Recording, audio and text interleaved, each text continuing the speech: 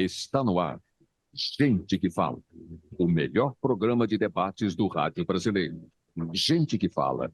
Tem texto e direção geral do jornalista Fausto Camunho. Gente que Fala. Reúne de segunda a sexta-feira formadores de opinião para discutir as principais notícias do dia. Gente que Fala. Tem o selo de qualidade APCOM. Olá, sejam bem-vindos. Estamos ao vivo aqui. O programa Gente que Fala está iniciando nesta nova edição. Hoje, terça-feira, dia 29 de janeiro, aqui direto pela Rádio 365, pela AltV, a TV da internet, e pelas nossas redes sociais. Então, entra lá, Instagram, Facebook, canal do YouTube, manda sua mensagem para o nosso pessoal que está hoje aqui, que com certeza teremos grandes e boas respostas. Se você quiser nos assistir novamente, vai ser reapresentado às 10 da noite pela Rádio Cultura AM 990, lá de Dois Córregos, interior paulista. Bom, gente, então, estou esperando, hein? Curta aí, comente, compartilhe nossa transmissão e participe, então, pelo nosso WhatsApp, enviando as perguntas. O número para você enviar, anota aí, hein? 973350038. Eu vou repetir para você anotar e mandar a sua pergunta. 973350038. Vocês devem estar estranhando a voz de hoje aqui, não é? Falar, cadê essa voz do Mauro, que o nosso amigo agora acabou de anunciar na 365? O nosso apresentador Mauro, o âncora Mauro, está lá se recuperando em casa hoje, se cuidando um pouquinho, mas amanhã com certeza ele já está de volta para você.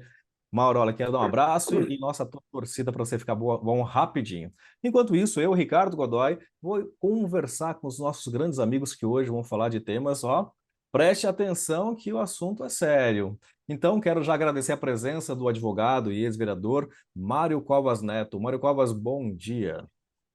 Bom dia, meu amigo Ricardo. Bom dia, os demais companheiros de discussão de hoje. É um prazer estar aqui de volta. Prazer é nosso sempre. Também já o nosso grande amigo de muito tempo aqui, o jornalista e empresário Raul Jafé. Raul, eu falei bom dia para o Mário Covas Neto, mas já passou do meio-dia, né? São 12 horas e 3 minutos, então boa tarde. Bom, boa tarde. Seja lá o que for, né? Qualquer horário do dia e da noite, em streaming você nos assiste, né? Quem não está podendo assistir o programa ao vivo, vai assistir mais tarde, a qualquer momento. Um grande abraço, Ricardo. Olha, é um prazer estar com você. Você é um grande locutor também, um grande apresentador.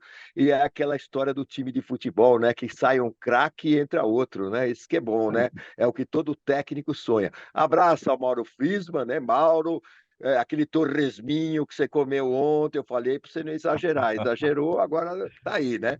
Um grande abraço ao Mário, ao Coronel Roberto Alves, ao André César, nossa querida Zenilda, e o nosso mestre Fausto Camunha, da qual eu estou devendo escrever os artigos para Orbis News, hein? Um portal cada dia melhor e cada dia mais chegando longe.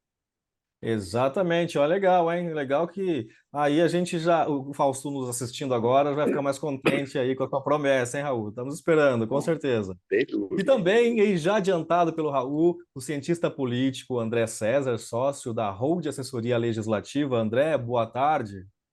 Boa tarde, Ricardo. Boa tarde a todos. É um prazer, uma alegria, uma honra estar com vocês aqui nesse final de mês, essa virada complicada de mês, né? Pois Temos é. muito o que conversar e é muito bom estar com vocês. Obrigado. Sempre bem-vindo sempre. E completando essa bancada aí de mestres, o Coronel PM, advogado e psicólogo Roberto Alves. Roberto, boa tarde, Roberto, tudo bem? Graças a Deus, Ricardo, todos os nossos amigos da bancada aí, com certeza mais um programa genial. Com certeza. E mais uma vez aí ao Mauro, cuide-se que amanhã você precisa voltar, rapaz. Aqui a gente só tá aqui parando, aquecendo a semana para você. E a gente começa aquecendo aos nossos convidados hoje, dizendo o seguinte: a Polícia Federal realiza nesta manhã, né, já está nesse processo de novas diligências da investigação sobre suposta espionagem ilegal na BIM no governo Jair Bolsonaro. Um dos alvos da apuração é o vereador Carlos Bolsonaro. O mandato de busca e apreensão foi autorizado para a residência de Carlos Bolsonaro e também para a Câmara Municipal do Rio de Janeiro. A suspeita é que os assessores de Carlos Bolsonaro, que também são alvos desta operação, pediu informações, para o ex-diretor da BIM, o Alexandre Ramagem. Eu queria aqui começar com o nosso amigo André. André, o que você entende desse processo? Isso tem um fundamento? De que forma isso está acontecendo? Estão se alinhando algumas coisas?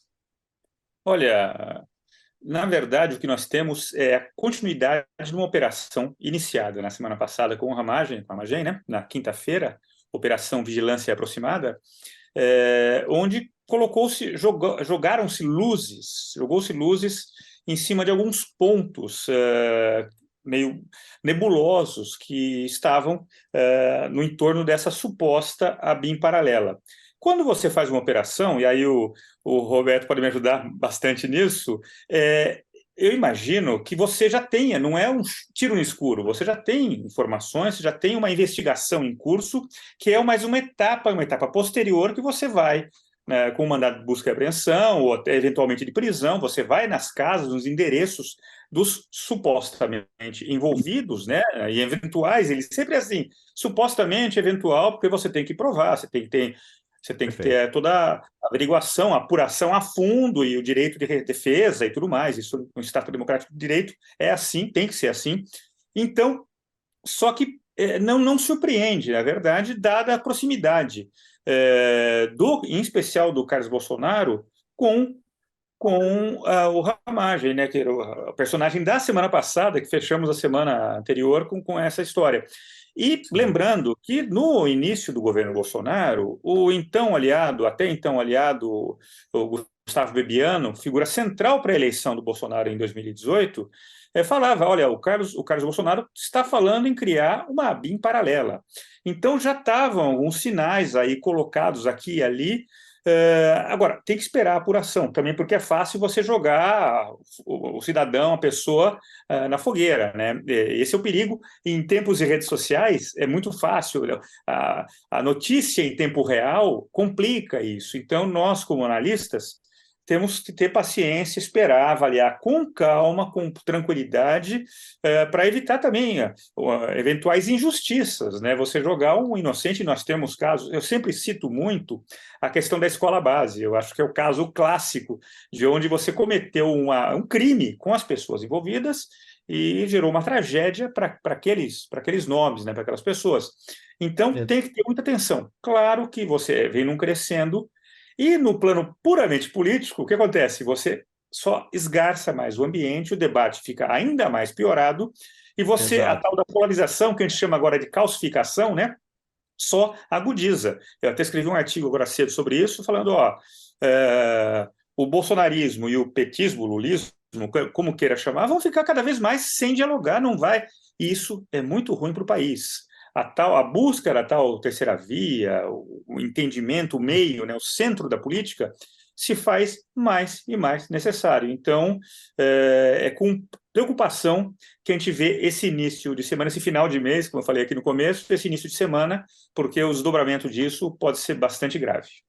Maravilha. Coronel Mário Covas, agora, queria que tivesse a sua opinião também sobre o assunto, e a influência da mídia é pesada, né? E a gente acaba, às vezes, cometendo alguns erros, certo?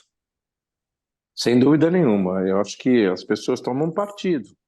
Na verdade, quando aparece uma notícia como essa, ou qualquer notícia, as pessoas tendem a ler a notícia e se o veículo que ela viu tem alguma credibilidade junto a ela passa a ter a crença de que aquilo é verdade.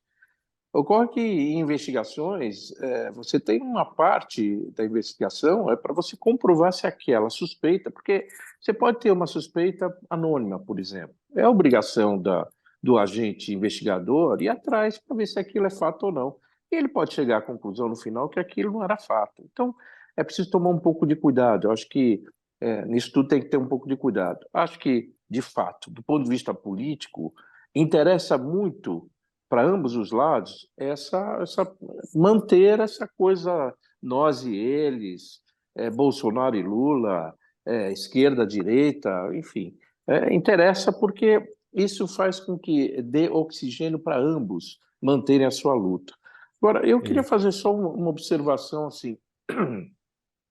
A ABIN é uma agência de informações. Ela está a serviço do governo. Quem é o governante máximo? É o presidente da República. Então, imagino que ao presidente da República é passado informações que são informações de Estado, né? De governo e de Estado, que interessa a administração pública, interessa a segurança nacional, interessa a todos. Bem, a investigação se dá entre familiares do presidente. Aí vira uma questão, né, até que ponto o presidente, e conhecendo o presidente Bolsonaro, como a gente conhece, com a ligação familiar que ele tem, o quanto que ele consegue ficar calado e não repassar uma determinada informação para os seus filhos. Não sei. Eu acho que é difícil ele, tendo a oportunidade de prevenir um familiar, ele não vai fazer. Então, acho muito difícil, pelo próprio temperamento. Agora, fazer uma coisa paralela, uma BIM paralela, a gente já viu esse filme no passado. Se você remontar lá atrás, no governo ainda do Fernando Henrique Cardoso,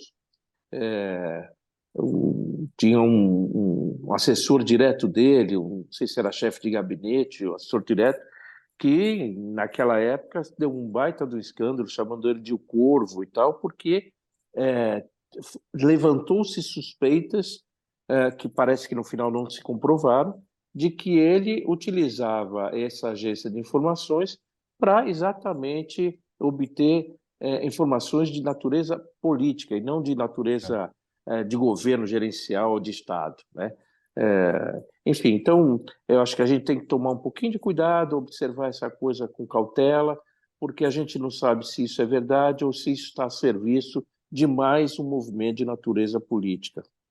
Maravilha. Coronel Roberto, você está acompanhando já há algum tempo essa ação, essa questão que se estende de algum tempo, né, que se busca acharem culpados, né, e qual a tua opinião sobre essa polarização? Qual a sua opinião sobre essa questão mesmo da BIM, da questão paralela que o tema embate? Na realidade, o que nós vemos aí, primeiro, dos atributos do inquérito, das suas premissas, é o sigilo, para que você não cometa injustiças. Você faz investigação para que você tenha um maior número de informações para direcionar para o órgão público específico, que pode oferecer uma denúncia. Quando o órgão investigativo começa a ultrapassar os seus limites e o holofote se torna a premissa, aí nós já perdemos a essência da investigação. Por quê? Porque já está criando um cenário de culpabilidade, chamando os culpados de suspeito. Olha que incoerência.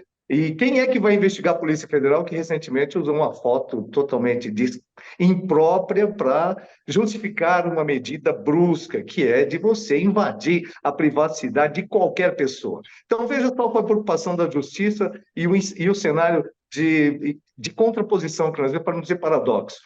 Ou uma pessoa que é presa em flagrante por cometer um crime é chamada de suspeita, e nas audiências de custódia, metade vai para casa. Vai para casa para guardar em liberdade, porque é o processo, aquela coisa toda, devido ao processo legal. Aí, quando você faz uma investigação política, por que a investigação política? Porque ela dá um cenário de culpabilidade e a população apreende isso como, olha, tá vendo? A família Bolsonaro, o clã Bolsonaro, e fazendo sempre muita ênfase nas bruxas, que é a caça às bruxas. O presidente vai ser preso, vai se tornar inelegível, a família toda. Ou seja, você cria um cenário que é fomentado por uma polícia que deveria ser isenta.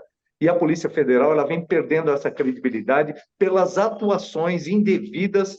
E por que indevida? Porque ultrapassa o limite da investigação, daquilo que uma polícia deve fazer. Então, só a forma já compromete o sentido da coisa. Então, para mim, Coronel Roberto Alves, vivendo a segurança pública durante mais de 31 anos, sendo um profissional da área jurídica, eu considero completamente irregular a forma com que a coisa é encaminhada. Ela perde a sua credibilidade justamente por não manter preceitos que deveriam ser legais de preservar qualquer imagem até que uma condenação com o trânsito em julgado mudasse esse conceito. Aí evita criarem cristos, né, para situações aí boa, né, de alguma maneira nesse sentido. Eu queria que o Raul complementasse esse tema, ouvindo a opinião dos colegas e colocasse a sua visão e também essa questão de polarização da ação que está acontecendo ali no ato. Olha, eu diria o seguinte: nossos colegas, companheiros de mesa aqui, brilhantes, comentaram com precisão, colocaram muito bem tudo. Então, só me resta eu fazer o seguinte: como eu gosto muito de cinema, né, assisto muitos filmes, durante o comentário deles, alguns filmes me vieram à mente. Por exemplo, Perseguidor Implacável, aquele filme do Liam Neeson. Me vem também à mente o filme Caça-Fantasmas, né? Também me vem muito à mente aqueles filmes que eu gosto muito de ver da época da Segunda Guerra Mundial, aquela atuação horrorosa da SS Gestapo. É o que me vem à mente, principalmente quando você sabe que um deputado federal, que a princípio não cometeu crime nenhum, é acordado, né, com armas na sua cara, dentro da sua casa, com a sua filhinha pequena do lado. O que eu vou pensar? O que eu vou comentar aí mais a respeito dessa notícia? A não ser me vir à cabeça o que está acontecendo hoje no Brasil. Uma caça às bruxas, perseguições implacáveis, caça a fantasmas e abuso absoluto de poder e de autoridade. É o Brasil que nós vivemos hoje. Então, eu nem vou entrar muito nessa questão do que está acontecendo hoje, na casa do Ramagem, do filho do Bolsonaro, ou seja, na casa de quem for na semana que vem, porque na semana que vem nós já estamos adiantando até nomes de deputados federais que terão suas casas, sua privacidade violada, né? Seus computadores e celulares apreendidos, né? E aquela mídia dando uma importância tremenda, como se tais pessoas fossem marginais que saquearam os cofres públicos ou que cometeram atos horrorosos enquanto grandes traficantes recebem habeas corpus e vão embora. Então, o que mais eu vou falar? Segue o jogo. Muito bem colocado. Acredito que as pessoas elas precisariam, no nosso país, uma opinião humilde aqui, de um estudo mais aprofundado de conhecer as pessoas antes de falarem delas, né? Em todas as situações, em especial a nossa política, porque a política é que nos representa, né? O André comentou no início da fala dele sobre a terceira via. E nesta quinta-feira, agora, dia 25, a deputada federal Tabata Amaral aproveitou o aniversário da cidade de São Paulo e para lançar a sua pré-campanha à prefeitura. Então, a deputada realizou um evento lá na laje da sua casa, na casa da sua família, na Vila Missionária, na Zona Sul de São Paulo. O ministro Márcio França e o apresentador da Atena compareceram ao evento. O vice-presidente Geraldo Alckmin participou também, porém por vídeo. Tabata tenta se viabilizar, né, como a gente comentou aqui, uma terceira via em uma eleição que se mostra cada dia mais polarizada e nacionalizada. E isso vem sob as influências do nosso atual presidente Lula e do ex-presidente Jair Bolsonaro. Quero começar com o Mário Covas. Necessita uma terceira via? Qual é esse movimento? Como que você vê esse movimento da pré-candidatura, essa pré-campanha da deputada federal Tabata Amaral, Mário? Bem, é assim, eu acho que as eleições municipais não se prestam muito à polarização nacional. Primeiro porque o eleitor da cidade ele está preocupado com o trânsito, com o buraco na rua, com o transporte coletivo, com a saúde, com a segurança, com temas que são temas do dia a dia dele. A questão do Lula e do Bolsonaro está um pouco distante, até porque pode haver a polarização, mas ao final dela alguém vai ser vencedor e não será nem o Lula nem o Bolsonaro, porque eles não vão ser prefeitos da cidade. Então, penso que tem importância? Tem uma certa importância porque eles são formadores de opinião, né? Eles, ao indicarem apoio a este ou aquele candidato, de cara você vai ter uma série de pessoas apoiando e outras tantas não apoiando aquele candidato pela rejeição. Bem, mas tradicionalmente não é isso que ocorre nos municípios. Os municípios estão muito mais preocupados com as coisas locais. Claro que acho que você caminhar nacionalmente por uma questão de você buscar sempre um equilíbrio, um bom senso, e você parar com os extremismos, porque as posições extremas é o contrário do que a política prega. O que a política prega? Ela prega conversas, negociações no bom sentido, viu? Depois do Centrão fica difícil da gente falar em negociação sem parecer que a gente está falando alguma coisa menor. Não, estou falando negociação assim. Eu entendo que um projeto qualquer de lei tem um viés, e acho que, pela minha convicção, pelo meu partido, pelas condições que fizeram o meu partido chegar ao poder ou não chegar ao poder, eu negociar para que aquele projeto possa avançar ou possa recuar, enfim. Essa é uma negociação saudável, é o que se faz na política, é conversar com pessoas que são diferentes de você. Quando você tem a polarização, é um lá e um cá. Não tem essa possibilidade de diálogo. Não, porque está sempre um desconfiado do outro. Então, eu creio sempre de que a busca pela convergência é a melhor solução para todos nós, para o Brasil, para a cidade, para o Estado. Penso que a Tabata pode encarnar isso. Pode. Acho que ela é a diferença. É bem verdade que você começa a ver uma notícia de que o presidente Lula vai fazer um esforço para retirá-la do páreo, oferecendo, inclusive, um ministério, querendo que o PSB prossiga numa linha conjunta, como está no governo federal, que fique aqui em São Paulo, e que ela possa sair para apoiar o Boulos, enfim. Mas isso é uma conversa de agora, de hoje, desses 2 dias. Eu não sei o que vai acontecer, mas eu, pelo histórico anterior, acredito que o Lula vai tentar, sim, né, tirá-la do páreo. Ele precisa, o discurso do Boulos é o discurso da frente ampla. O que é frente ampla? Não, nós precisamos derrotar o mal maior. O mal maior é o Bolsonaro e tudo que representa. Portanto, nós defendemos a democracia, por mais incrível que possa parecer, né? Para alguém que não respeita a propriedade privada, dizer que é um democrata vai uma distância aí, né? Mas, enfim, nós defendemos a democracia e, ao fazer essa defesa, vamos nos unir todos que são a favor da democracia. Não está em jogo a democracia. Esse é o discurso do medo, né? Quer dizer, enquanto nós defendemos a democracia, aqueles não defendem, são ditadores, etc. E tal. Então, você, para evitar aquele, com medo daquele, você fica do nosso lado. O inverso também funciona, tá? Do lado de lá se diz que o lado de cá é comunista, que o lado do outro lado é comunista, que acontece, quer transformar o país numa Venezuela ou não sei o quê. Então, por medo também atrai as pessoas para...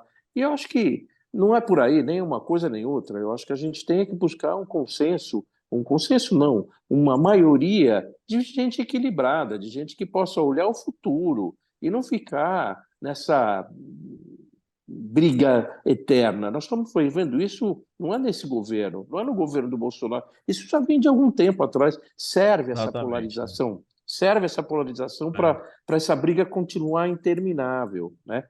Penso que a Tabata pode significar uma terceira via, porque ela representa hoje a novidade, né? Alguém que não tá atrelado a essa polarização. Mas ela sozinha não vai conseguir vencer isso sem a compreensão, especialmente de quem a cerca, de que este caminho é o caminho para o eventual sucesso. Não sei se é sucesso eleitoral, mas é um sucesso político. Às vezes você perde uma eleição, mas você ganha politicamente. Nós já vimos isso com Geraldo Alckmin, por exemplo, que perdeu algumas eleições e a eleição seguinte ele ganhou. Por quê? Porque ele criou condições políticas para ganhar a eleição seguinte. Acho que ela pode ter um papel muito importante nessa campanha, mas não é fácil. A movimentação é grande, não é, Coronel Roberto? Queria ter a tua opinião também sobre essa nova questão aí que surgiu nessa quinta-feira. Por exemplo, nós falamos em terceira via é aqueles os candidatos que não estão dentro da dinâmica hoje de maioria, pelo menos nas intenções de voz, né? Que a gente fala do atual prefeito e do Boulos. Mas você tem o astronauta Marco Pontes, você tem o Ricardo Salles, você tem o Kim Kataguiri, todos seriam terceira via. Então, esse papo de terceira via, só para inglês ver, não tem terceira via nisso aí. O que você tem são candidatos. A Tabata é uma menina inteligente, aliás, ela é muito inteligente, é uma pessoa bem apessoada, tem um bom histórico de vida, mas daí até ser uma gestora de um município, que nós falamos do município de São Paulo, que comporta 4 Uruguais, é uma coisa de dimensões muito maiores do que uma simples iniciativa, tentativa de fazer realmente uma grande gestão de um município. Agora, o que eu vejo é uma polarização, exatamente, entre o presidente e o vice-presidente, porque contrariando um pouco o que foi falado de forma muito inteligente, o Lula vem com tudo, eu não tenho dúvida que ele não vai querer descaracterizar o apoio do Boulos e toda a esquerda, que o Boulos estaria congregando. Mas o vice-presidente, Geraldo Alckmin, o atual ministro, um ministro do Lula, que é o Márcio França, dentro do partido PSB, que é um partido que confronta essas ideias, né? Eles não são uníssonos, PSOL, PSB, PT, eles não são uníssonos na forma com que a esquerda trabalha ou rege no Brasil. Então, eu vejo o apoio do Datena, todo tem uma mídia importante nisso, eu vejo uma dificuldade grande para justamente o presidente Lula, porque ele perde nesse cenário, ele não vai agregar, porque é o vice-presidente se posicionando. Antes da Tabata ser lançada, ou dela assumir, todas essas reuniões aconteceram e todos sabiam da reação que o presidente Lula teria. Então, não vejo como facilidade para o Lula, muito pelo contrário, e ao invés de ser uma terceira via, eu acho que é uma desestabilização de uma das vias, que é a via do Boulos, porque ele perde força nesse cenário. Se a própria esquerda não tem uníssono Boulos como seu candidato, então aqueles que são contra esse processo se fortalecem. Pode ser a Tabata, pode ser quem for. Se eles mesmos não entram em acordo, imagina. Então, não vejo, eu acho que foi uma iniciativa da esquerda diferente, do presidente, do vice-presidente Alckmin e do Márcio França, que são duas estruturas muito importantes que representam o próprio governo, né? Uníssono com o próprio governo, mas tem uma caracterização diferente. Então, eu vejo essa polarização, e não a polarização dentro do município de São Paulo, que muitas coisas vão acontecer ainda, o cenário é muito abrangente, mas já vejo uma dissonância do próprio governo nesse setor, principalmente no maior município de São Paulo, do Brasil, um dos maiores do mundo. Raul, Deixa eu só fazer uma observação Claro, aqui. Mário, à vontade. Na eleição passada para governo do Estado, o Márcio França era pré-candidato a governador e brigou muito para continuar sendo, deu declarações que iria até o final como candidato. E depois, em determinado momento, fez um acordo com Lula. Esse acordo significou até a ida dele ao ministério agora e retirou sua candidatura para apoiar, naquela altura, o Haddad. Já foi um movimento que o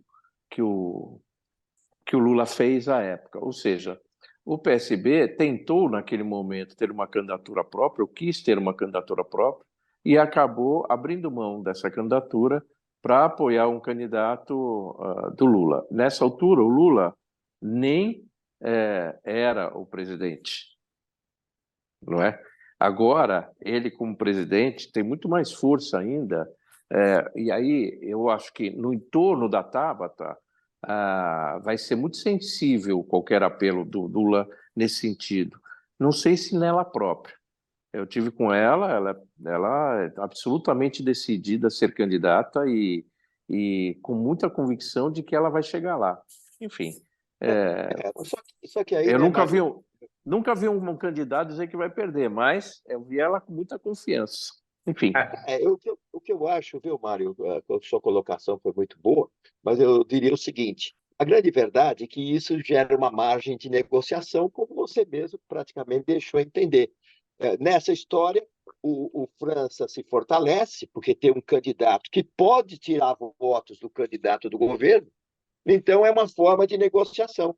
Você mesmo citou, de repente oferece para ela um ministério, é mais força para o Márcio França. É basicamente isso que vai acontecer. E acredito até que, de repente, haja mesmo uma composição para que a Tabata, que tem muito voto entre os estudantes, os universitários, os mais jovens, para que ela não tire esses votos do Boulos, né? Que hoje está com o pé na taça, né? Como se diz, com a mão na taça, né? E, em segundo lugar, não tem como não dizer que o Brasil todo hoje ele está polarizado entre três forças: a direita, a esquerda e os DEM, que são aqueles que, nas últimas eleições, aí apresentaram 30%, 40% dos votos, são aqueles que não votam, são os que anulam voto, votam em branco ou nem sequer comparecem e vão justificar. Eles não se consideram nem de direita, nem de esquerda, nem de nada. Nunca tem um candidato que os agrada, né? Ou quando tem, voto num apenas para fazer uma espécie de protesto. Então, o Brasil está dessa base. Não vai sair disso. Sempre vai haver essa polarização, independente de Lula, de Bolsonaro, haverá a polarização direita-esquerda que já se mostrou extremamente equilibrada em todos os cantos do país. André, essa divergência comentada pelos colegas, você concorda, discorda, complementa?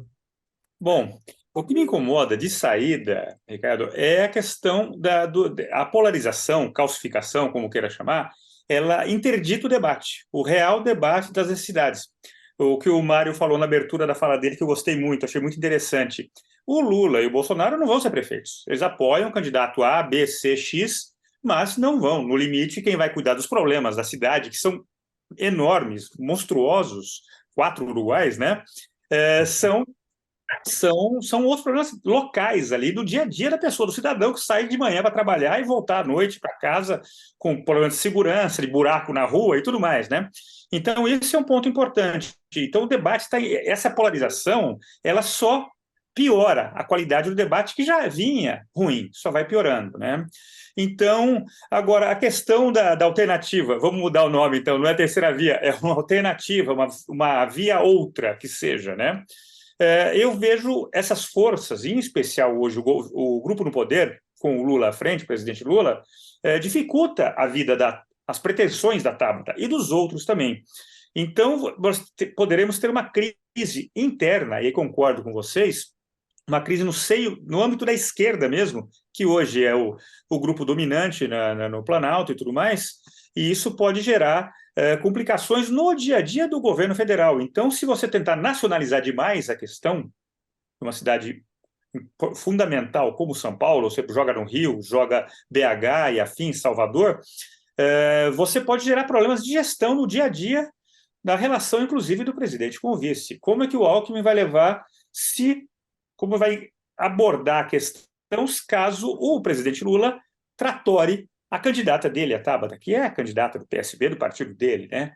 Então, será que essa compensação do eventual ministério será suficiente? Vai conseguir aparar todas as arestas potenciais que estão se desenhando aí? Então, eu acho muito complicado.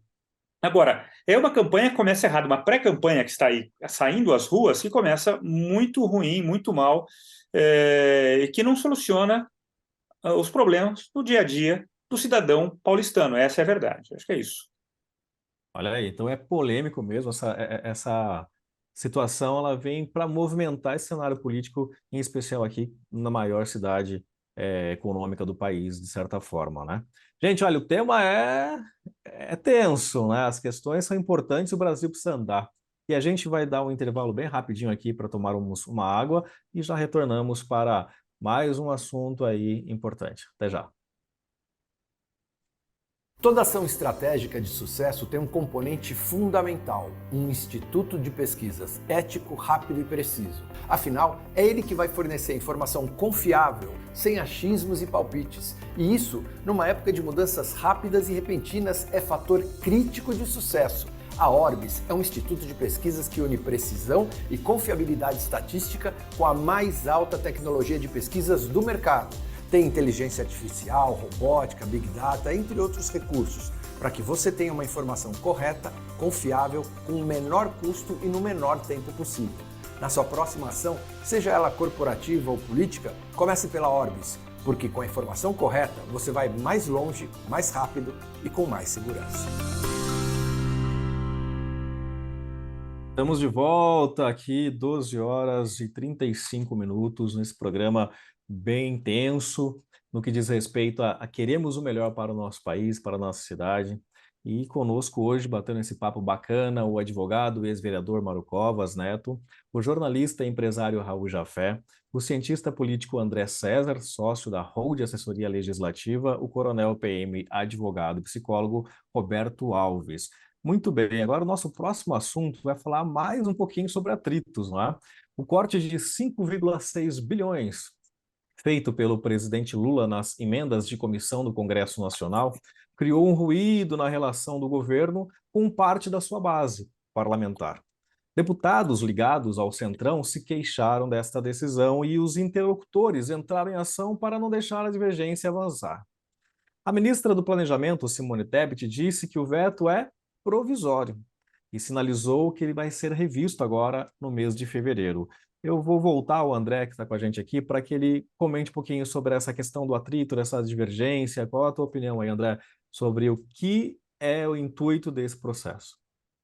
Olha, vamos lá. Em primeiro lugar, esse primeiro ano do Lula 3.0, que a gente chama, ele obteve alguns êxitos importantes.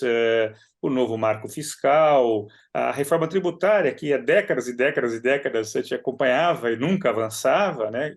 Tudo bem que não era uma agenda propriamente do governo, mas o governo Lula encampou essa agenda, tão logo assumiu, e conseguiram fazer uma coisa que nós não acreditávamos, né? Olhávamos com muita desconfiança. Enfim, teve vitórias, mas também, ao mesmo tempo, há sinais do Planalto, do presidente Lula, do entorno dele, de que ele ainda não entendeu a nova dinâmica política.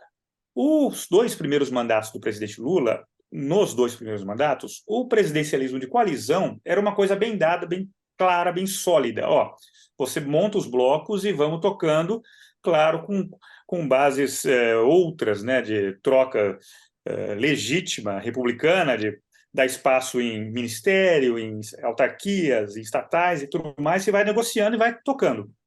Hoje, isso mudou. Hoje, a coalizão é outra, o mundo é outro. Você tem que negociar ponto a ponto.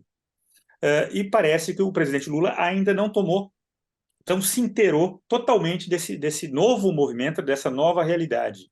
E na questão agora é um exemplo de atrito, só um exemplo grave, extremo desse atrito, a questão do veto aos 5,6 bi das emendas de comissão, que desgastou, que gerou mais do que um ruído, gerou realmente quase uma rebelião no âmbito das duas casas, Câmara e Senado, né?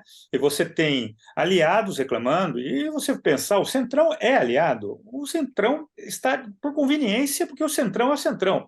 Inclusive, tem que se entender como trabalhar com o Arthur Lira, com esse pessoal, que legitimamente está defendendo seus interesses, né? Isso faz parte do jogo de um sistema pluripartidário, né, bicameral. Então, você tem todas essas questões, mas eu vejo que houve pouca habilidade, ou muita inabilidade da parte do Planalto ao vetar nessas condições que vetou. E não foi só isso, teve a questão da MP da reoneração, que passou por cima do Congresso, bypassou o Congresso e gerou muitos problemas. Você tem outras questões aí que estão no ar, que vão surgir. Então, me parece que o governo tem que retomar o bonde da história, o atual governo, e não está conseguindo, está ainda apanhando. E vai ser um teste. E, na verdade, essa situação que está ocorrendo nesses dias com relação aos Bolsonaro, essa investigação em curso e tudo mais, a Polícia Federal, é positiva para o governo Lula, porque ele consegue afastar os grandes problemas, vai jogando para frente, né? Vai jogando para frente. E com relação ao que a ministra Simone Tebet falou, que é um veto provisório, que a partir de fevereiro vai se encontrar alguma solução, você conversando com os técnicos de orçamento e tudo mais, considera um pouco provável, mesmo porque a arrecadação vai ser menor, tem a questão dos precatórios, que o governo vai ter que soltar um dinheiro aí ao longo do ano, muito dinheiro. Então, não é tão simples assim você compensar, de onde você vai tirar para repor esses 5,6 e retomar o diálogo com o parlamento. Então, essa é uma questão importante, delicada, e eu não vejo para fechar, não vejo nesse governo capacidade de articulação para resolver a contento, e você só tampa um buraco para abrir outro. Então, eu não vejo, nesse momento, condições nesse sentido. Raul, que movimento, que situação, na verdade, o que fazer com essa mudança, esse corte, isso está de acordo com o que o país vai aguentar depois repor? Bom, eu só queria dizer que congresso é esse que nós temos, salvo raras e honrosas exceções, com 2 presidentes de casa realmente pavorosos, né? E que deputados que se indignam quando mexem nas suas emendas, né? Nas suas emendas, mas não se indignam quando colegas deles, né? Têm suas casas invadidas, têm a sua privacidade invadida, né? Quando eles não se indignam com isso. Agora, mexeu no bolso, né? Mexeu nas emendas, aí o bicho pega, né? E é o tal negócio, né? O governo vai gastando, vai fazendo as suas gastanças enormes.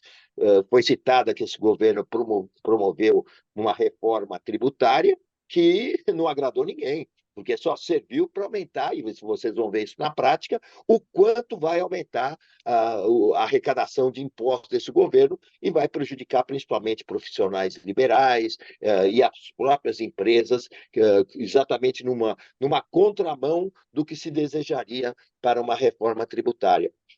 Eu vejo uma discussão assim lamentável, só serve para demonstrar que essa questão da negociação, que a gente entende que é necessária mesmo dentro do meio político, a negociação é certa, mas quando a negociação causa indignação, quando mexe nas emendas, no bolso, e um montão de coisa corre por aí e não gera nenhuma indignação, é o que me deixa mais triste, mais desesperado de ver que rumos o Brasil está cada dia tomando.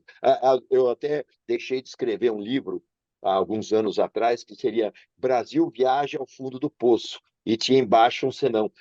E esse poço tem subsolo, e parece que cada vez mais nós vamos nos afundando pelos subsolos da desgraça do país. Precisamos de mais inscritos, então, Raul. Olha, você tem já aí conteúdo prontinho, hein? Só nos entregar, né, Coronel? Concorda? Sempre com muita qualidade, muita qualidade. Parabéns. Deixa eu aproveitar o Coronel aqui. Pode falar, Coronel. Então, aproveitando a deixa, na realidade, um governo gastador, um governo devedor, pouco importa de onde vem o dinheiro, porque o dinheiro é da mesma fonte, é o povo, é imposto, não tem outro jeito. O governo não incentiva a produtividade, ele incentiva compulsoriamente tirar o dinheiro de circulação do povo em forma de imposto, taxa e tudo mais, e fazer o quê? Essas negociações. Por quê? As emendas parlamentares também, eu já tenho uma certa vivência, eu queria sentir para o povo onde é que essas emendas melhoram alguma coisa, né? Você não vê emenda parlamentar ajudando os municípios de verdade, ajudando os estados de verdade, cada um tem um interesse muito peculiar, muito próprio, eu não vou nem falar em desonestidade, mas simplesmente em malversação do dinheiro público. Não é só o gestor executivo, mas todos esses representantes do povo que, sinceramente, além de não fiscalizar, que é a sua função, eles também administram muito mal como gestores. Então, a população não vai ver nada. Se cortar 50 bi ou não cortar 50 bi, a população não vai ver reflexo algum, pouco vai alterar. E o governo gastador está pouco se importando de onde vem o dinheiro, porque ele sabe de onde vem. E, no fim, quem paga a conta é o povo que não recebe nada e é o povo que paga tudo. E nós entramos num cenário de costumes, zona de conforto, o pessoal já está tão acostumado que fala disso com naturalidade. Então, o povo já não espera grande coisa. É um cenário político, eles estão só em negociação, os interesses são pessoais, escusos na maioria, e a população fica sempre refém. Paga a conta e não vê os dividendos de forma nenhuma. Olha, a gente vai só para outra pauta, depois eu quero ouvir o Mário um pouquinho também, mas eu quero só aproveitar o Coronel que está aqui para falar um pouquinho que nos últimos anos a América Latina passou a ser vista como a região mais violenta do mundo, com forte ação do crime organizado, executada aí por grupos altamente sofisticados no Brasil e em vários países vizinhos. Os criminosos já não disputam apenas a produção e a venda de drogas, mas atuam hoje nos mais variados setores. A guerra entre grupos aumentou nas ruas, nas prisões, chamando a atenção da população que sente o aumento desta gigantesca violência. No Brasil, o problema não é recente, cada vez mais foge do controle das autoridades. É isso mesmo, coronel? Nós vamos entrar num cenário bastante difícil de lidar. Primeiro que nós temos hoje, a questão de 40 anos não se falava sequer em facção criminosa. Eram grupos de criminosos quando se juntavam de forma desorganizada. A partir da década de 80, começou sim, pela ausência do Estado ou por conivência, a criação de facções no sistema prisional. Eles começaram como uma forma de se protegerem dentro do sistema prisional cada vez mais caótico, e depois foi se estendendo para as ruas. E hoje nós falamos em organizações criminosas. Nós temos grandes organizações criminosas no Brasil, não vou dar nome para não valorizar, mas que têm uma atuação não só nacional, como ultrapassando limites. Nós temos uma dessas organizações que já ultrapassou os limites do próprio território nacional. Por quê? Porque na ausência do Estado, o crime ocupa o espaço. Isso é de uma essência da natureza humana. Onde o pai não gere, o filho faz o que quer. Então, o Estado ficou ausente por interesses escusos, eu sempre deixo claro, porque todos nós temos informação. Eu, como policial militar, na ativa durante 31 anos e continuando dentro da área da segurança, o Estado sabe tudo.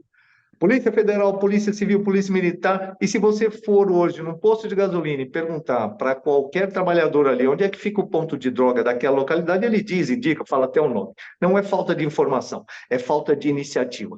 Por interesses ou por prevaricação. Né? Você deixa de fazer o que você tem que fazer. E aí as organizações foram criando corpo. E hoje já não está mais em nível de negociação. O Estado não é mais o gestor da negociação, ele é refém dessas organizações.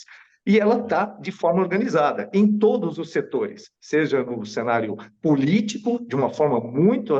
mas em todos os setores sociais. Eles são empresários, eles estão dentro das comunidades, eles estão dominando.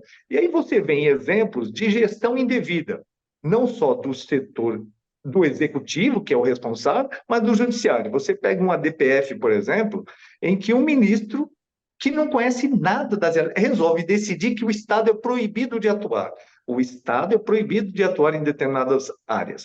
Onde o Estado não está presente, o crime se organiza e se fortalece. Qual o interesse? Primeiro momento, a época da Covid, como se o policial transmitisse Covid e o traficante não. Depois passou a decisão de um ministro, virou um colegiado. E continua. O Estado tem que justificar o porquê exercer a sua ação. Como assim? Não pode atuar. E isso acontece no Brasil inteiro de uma forma ou de outra, de uma forma velada ou de forma oficial, o Estado não está atuando, porque o crime tomou conta com a gestão dessas entidades que deveriam ficar isentas, completamente isentas.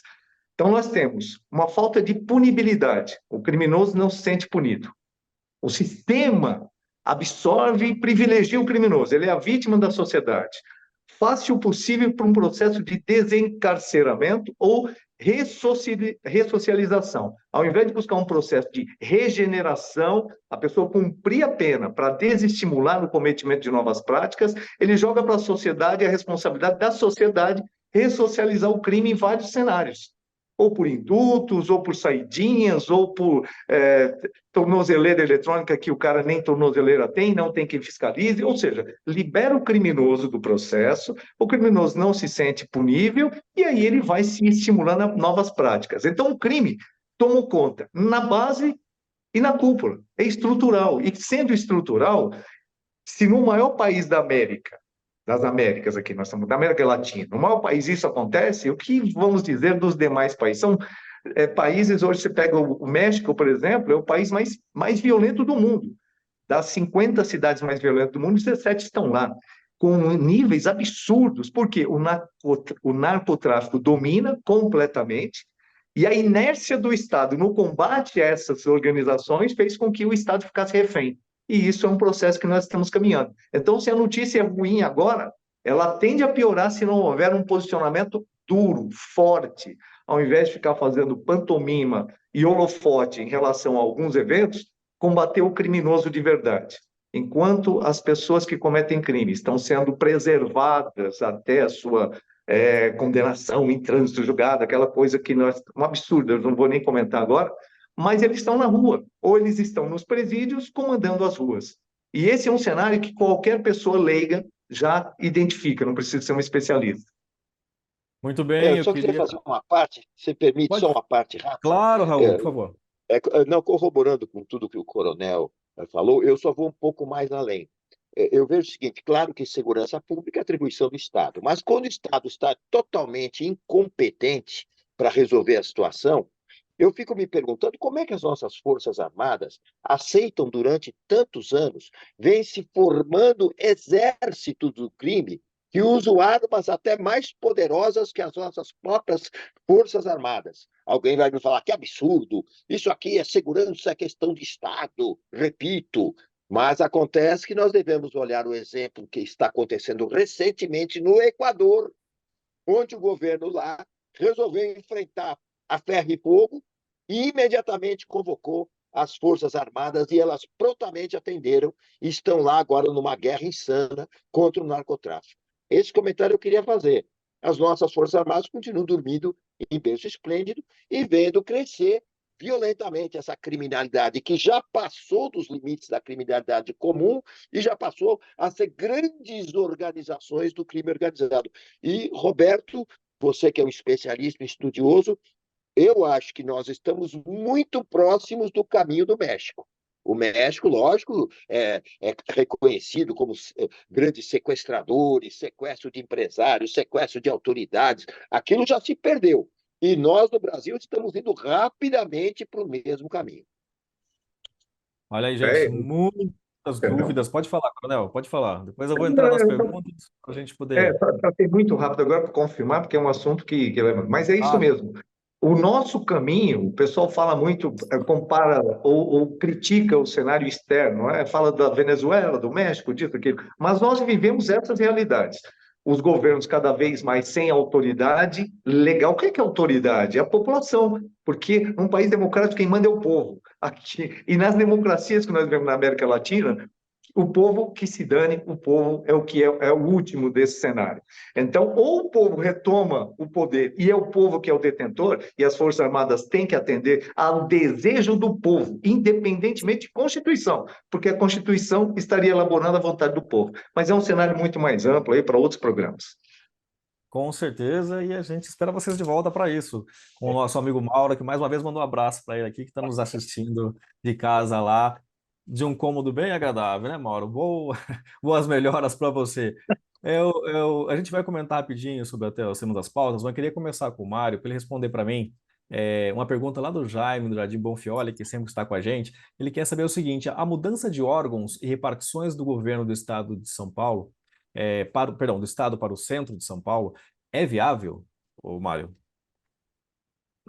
Viável é. Existem algumas coisas que a lógica de você levar para o centro é primeiro para você trazer ao centro, que enfim, o centro da cidade, ele tem todos os serviços públicos já feitos, de asfalto, luz, água, esgoto, transporte coletivo, você tem uma série de estações, terminais de ônibus e tudo. Você concentra num lugar que funciona basicamente no horário comercial, nos dias de semana. E de forma ociosa, até porque são equipamentos mais antigos e tal, enfim, a especulação imobiliária se dá mais fora do centro. Então, ir para o centro, primeiro, é mais barato para o Estado, normalmente, comparativamente a regiões como Paulista, como Berrini ou como Faria Lima, etc. Então, tem uma lógica aí de economia. Teria uma segunda lógica de você ter proximidade entre os órgãos, né? O que daria para ter mais agilidade nas decisões. Mas hoje eu contesto isso na medida em que todo esse aparato tecnológico que nós temos já à disposição não implica mais que você tenha necessidade de estar permanentemente, pessoalmente, tratando dos assuntos. Você pode fazer isso remotamente. Então eu contesto um pouco isso. Mas essa é uma forma de você valorizar o centro e fazer com que você tenha mais atividades numa região que o poder público já investiu. É isso. Mas em tese, se eu fosse governador, eu não faria isso. Nesse momento, não me parece que seja mais adequado. Só se isso tivesse um ganho financeiro que valesse muito a pena. Senão, do ponto de vista de estrutura, não vejo isso uma boa vantagem, não. Muito bem, obrigado, Jaime, pela pergunta. Agora eu vou lá para o Instagram, a Vitória Ortiz está perguntando para o André o seguinte: apesar de a segurança pública ser ligada aos governos de estado, esse tema pode ter grande relevância nas eleições municipais? Sempre entra, né? É um tema sensível, assim como economia, emprego, saúde, educação, a segurança, e realmente você tem uma permanente tensão, e o Roberto sabe muito mais disso, uma permanente tensão em torno disso. E para o cidadão, não importa se é o governo federal, se é o estado, o governo estadual ou o município, a prefeitura que vai cuidar disso, ele quer resolver. Eu, por exemplo, fui vítima de um assalto ano passado, uma coisa bastante traumática, e eu senti na pele isso, uma coisa que você não espera, né?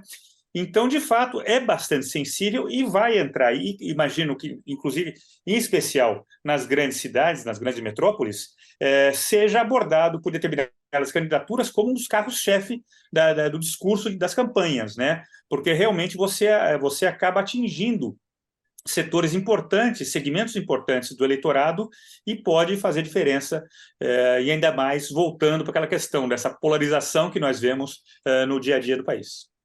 Maravilha. Já que o André citou o Coronel Roberto, a Fernanda Martins lá pelo Facebook está perguntando o seguinte: por que temos visto tantas notícias de quedas de helicópteros e pequenos aviões atualmente? Na realidade, hoje as informações chegam mais rapidamente, né? Nos últimos 10 anos, só aqui no Brasil, nós tivemos mais de 1.500 acidentes e incidentes. Agora, quando você foca em cima disso aí, você fala, poxa, é perigoso, aquilo tudo. Existem muitas coisas que a gente traz. Primeiro, capacitação dos pilotos. Quando eu fiz a minha formação como piloto, tinham 3 escolas no Brasil, hoje tem mais de 300. Então, essa pulverização fez com que a qualidade também, ao invés de melhorar, ela piorou. Tem pessoas que voam sem exame médico, tem pessoas que voam com equipamentos sem manutenção específica. Então, é uma série de eventos que fazem com que a tragédia vá acontecer, que o acidente venha acontecer. Mas, na realidade, no conjunto, a aviação é extremamente segura, independentemente desses eventos que têm acontecido, e que nós temos que, o órgão de investigação, ele investiga para que haja uma prevenção, é órgão de investigação e prevenção, o CENIPA, para que novos eventos não aconteçam. E vai se verificar não responsabilidade pontual, mas formas de que aquele evento deixe de acontecer, aprimorando e exigindo mais a formação e aumentando a fiscalização em cima dos equipamentos que estão sobrevoando o nosso território. É isso aí, respondido. E agora, para o Raul, o Marcelo Lima do YouTube quer saber, Raul, o novo programa do governo de incentivo à indústria traz algo positivo ou é apenas, entre aspas, mais do mesmo? Eu acho só que é uma questão de se ver na prática, né? Porque eles fazem muitos programas de incentivo, mas que não atendem bem aos desejos dos empresários, que querem justamente melhorar os seus negócios, né? Subir os seus negócios, né? Eu não sei, eu prefiro ver na prática, porque eu não vejo nada que esses governos façam para melhorar realmente a capacidade produtiva do país. Aproveitando aí, para a gente concluir o nosso bate-papo de hoje, que nós temos aí poucos minutos, mas eu queria que você falasse, Raul, um pouquinho sobre a entrevista publicada ontem pelo Wall Street Journal, do presidente da Argentina, né, que não há plano B. Exatamente. Bom, aliás, sobre isso, eu pretendo escrever um artigo, se Deus quiser, para quinta-feira, está lá no Orbis News, que diz exatamente o seguinte: Milei aprenderá com os erros de Bolsonaro? Essa é a pergunta. Porque agora ele enfrenta o primeiro grande desafio. Ele lançou 366 medidas e o Congresso argentino está dando contra. Várias delas, a maioria já houve marcha contra. Como ele vai lidar com essa situação é o que vai dar a pauta do que será o seu governo. Ou um governo de blá, blá, blá, de papo furado, de cão que ladra mais no morte, ou um governo que vai pegar a sério e vai resolver. Olha, eu não vou aprovar 365 medidas, mas eu vou aprovar tantas bem próximas a isso. É isso que nós vamos ver. Vamos ler então esse artigo que quinta-feira. eu vou escrever sobre isso. Quinta-feira na Orbis News, então, nós vamos ler o Vai artigo. estar lá o Então, meu do nosso artigo, amigo. se Deus quiser. Vou correr para entregar para o Fausto. Combinado. Olha, gente, hoje nós estamos concluindo o nosso bate-papo de hoje. Quero agradecer muito a presença do advogado e ex-vereador Mário Covas Neto, o jornalista e empresário Raul Jafé, o cientista político André César, sócio da Hold Assessoria Legislativa, e ao coronel PM, advogado e psicólogo Roberto Alves. E o nosso programa, mais um abração para o nosso grande amigo Mauro, que amanhã estará de volta, e com a realização da Becom, apresentação hoje comigo, Ricardo Godoy, pauta e redação do Pedro Schiavon, diretora de produção Zenilda Salvato e direção-geral do nosso amigo Fausto Camunha. A gente encerra hoje. Nós queremos dar um abraço a todos vocês, que é espectador, que é o nosso internauta, o nosso amigo, que é a razão de estarmos aqui todos os dias. Um abraço a todos, até amanhã.